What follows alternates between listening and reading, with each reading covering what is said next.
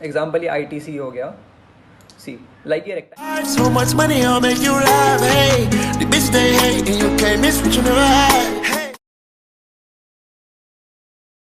Hello everyone, this is Nitish. In this video, we'll talk about support and resistances and chart patterns. इसके help से आप ये identify कर पाओगे कि कभी भी कोई भी स्टॉक का प्राइस कब ऊपर जाएगा या नीचे जाएगा। ये हमेशा नहीं होगा but mostly 80% of the times ऐसा होगा। कोई भी स्टॉक है वो कभी भी एक डायरेक्शन में या तो ऊपर या एक डायरेक्शन में नीचे नहीं आएगा। वो हर बार एक पैटर्न फॉलो करता है। एग्जाम्पल कोई अगर अप ट्रेंड में है तो ऐसे जाके हर बार इस तरह से ऊपर जाएगा, या फिर डाउन ट्रेंड में तो कंटिन्यूस नीचे नहीं आएगा बट इस तरह से नीचे आएगा। तो ये जो अप ट्रेंड में है उसका जो फर्स्ट वेव है उसको बोलते हैं इम्पल्सिव वेव, और फिर जो नीचे आने वाला पार्ट है that is the corrective wave और द रिट्रेसमेंट। फिर ये वापस इम्पल्सिव वेव, वापस करेक्टिव वेव। और ये जो पॉइंट्स है मतलब जहाँ तक ये स्टॉक नीचे आया है वो हो जाएगा उसका सपोर्ट। फिर जहाँ से वो नीचे आया है लाइक जिस पॉइंट को वो ब्रेक नहीं कर पाया था वो हो जाएगा उसका रेजिस्टेंस। एग्जाम्पल दिखाता हूँ, ये है ITC का chart, this is the daily time frame. अगर हम लोग यहाँ पे एक हॉरिजॉन्टल लाइन ड्रॉ करते हैं तो आप देख सकते हो कि ये प्राइस जो है 199.25, उसके ऊपर ITC 1 2 3 4 5 बार आया है और उसके नीचे नहीं जा रहा है। उसका मतलब है ये काफ़ी अच्छा सपोर्ट है। और ये जो प्राइस है 218, यहाँ पर भी 1 2 3 4 मतलब काफ़ी बार आ चुका है और उसके ऊपर नहीं जा पा रहा है। वो एक बार चला गया था बट वो ठीक से सस्टेन नहीं कर पाया था, तो वापस वहाँ से नीचे आ रहा है। उसका मतलब ये काफ़ी अच्छा रेजिस्टेंस है। These are support and resistances. और ज़रूरी नहीं है कि हर बार ये हॉरिजॉन्टल लाइन्स ही होंगे सपोर्ट्स एंड रेजिस्टेंसेस। अगर कोई ये कंसोलिडेशन में है इसके लिए इसके हॉरिजॉन्टल लाइन्स में रेंज में ट्रेड हो रहा है। एग्जाम्पल दूसरा कोई स्टॉक देखेंगे, हिंदुस्तान यूनिलीवर, ये भी डेली टाइम फ्रेम है बट ये कंटिन्यूस अप ट्रेंड में है। तो ये this is known as a channel pattern. तो ये अप ट्रेंड में सपोर्ट्स है इसके। सी दिस 1 2 3 4 5 6 7 मतलब काफ़ी सारे हैं। और दीज पॉइंट्स आर रेजिस्टेंसेस।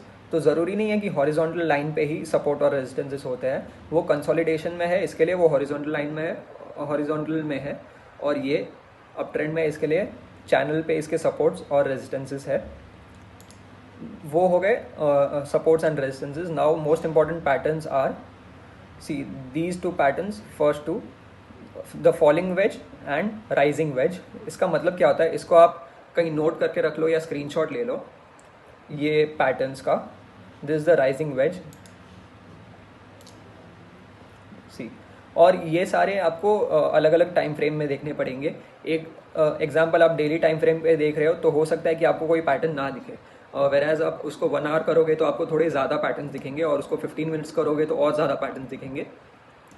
तो 1 आवर में डेली टाइम फ्रेम पे इसमें कोई भी राइजिंग वेज नहीं दिख रहा, but if you change it to 1 hour, see this is a rising wedge, ये टाइप का। लाइक अप ट्रेंड में स्टॉक ऊपर और नीचे जा रहा है बट ये रेंज इसकी छोटी होती जा रही है। आप HUL में देखो तो इसकी रेंज कांस्टेंट है लाइक, और ये पैरेलल लाइंस है और ये पैरेलल लाइंस नहीं है, ये एक पॉइंट पे मीट कर रहे हैं, इंटरसेक्ट हो रहे हैं, which is known as the rising veg.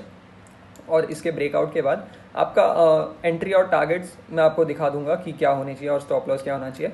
But अगर आप डेली टाइम फ्रेम पे ऐसा कोई ब्रेकआउट हो रहा है तो उसका टारगेट आपको मिनिमम 1 to 2 वीक्स में 6 to 7% लेना ही है। और अगर 5 to 10 मिनट 5 या 15 मिनट्स के टाइम फ्रेम पे हो रहा है तो उसका टारगेट आप एक दिन में भी बुक कर सकते हो कि मतलब 2 to 3%, या अगर 5 मिनट्स का है तो फिर वो 1 to 2% ही होना चाहिए, उससे ज़्यादा नहीं होना चाहिए।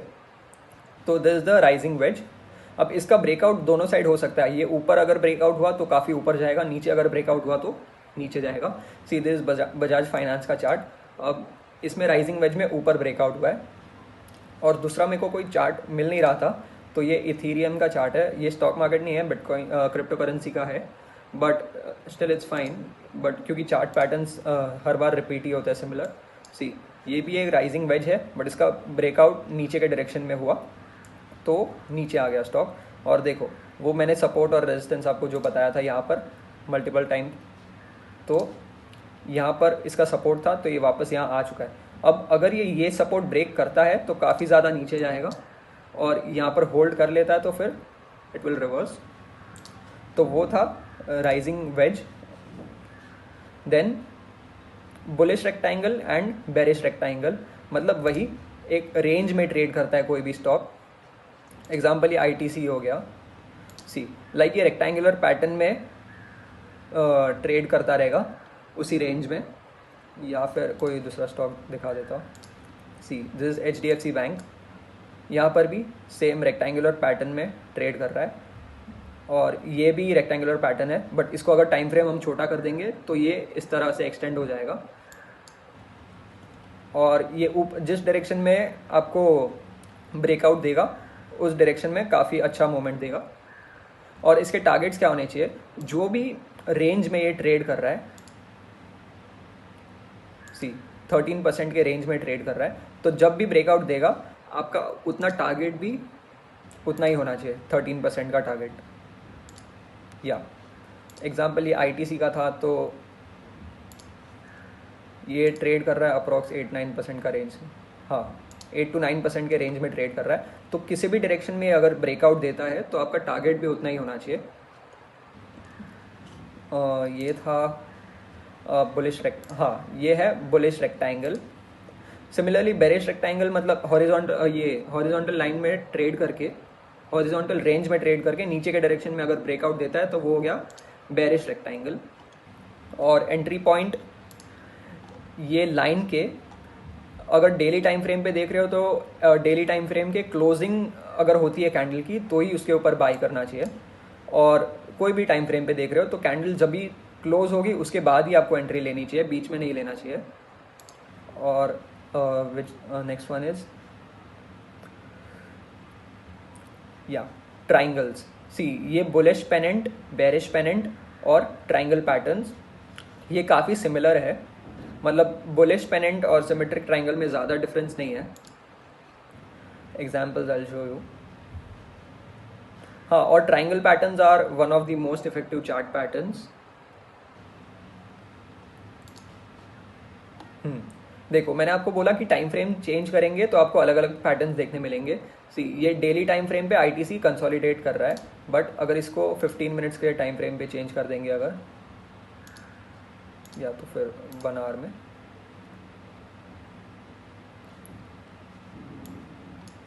तो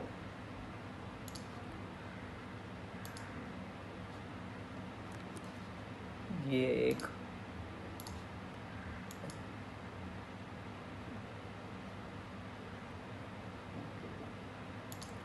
ट्राइंगल पैटर्न बना था, उसके बाद ब्रेकआउट दिया था। और कोई भी स्टॉक ब्रेकआउट के बाद, this is the most important thing, breakout के बाद भी कोई भी स्टॉक ऐसे नहीं बढ़ेगा। अगर यहाँ पर ब्रेकआउट हो रहा है तो ये ब्रेकआउट होगा ऐसे, फिर एक छोटा सा पुल बैक आएगा, उसके बाद बढ़ेगा। एग्जाम्पल यहाँ पर ब्रेकआउट हुआ है, फिर ये छोटा सा पुल बैक है, उसके बाद बढ़ रहा है। ये है ITC। और फिर एक और एग्जाम्पल है, सी ये स्टरलाइट टेक्नोलॉजी है, ये भी सेम अपवर्ड चैनल में ट्रेड हो रहा है, बट अगर आपको इसके अंदर भी कोई पैटर्न देखना है तो ये एंड सी इसका ट्राइंगल पैटर्न का ब्रेकआउट होकर अप ट्रेंड में है वो स्टॉक। और दूसरा कोई एग्जांपल दिखा सकता हो? यस,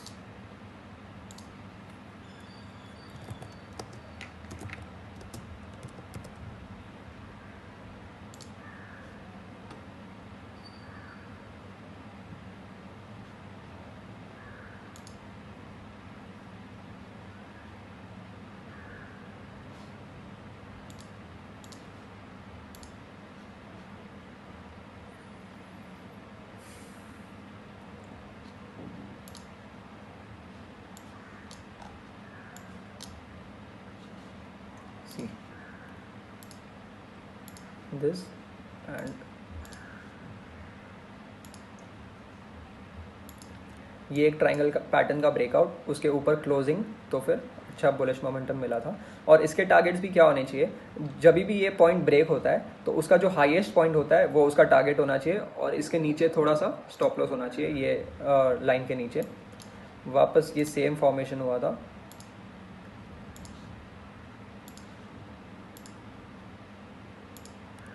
और वापस वही इसके ऊपर का टारगेट।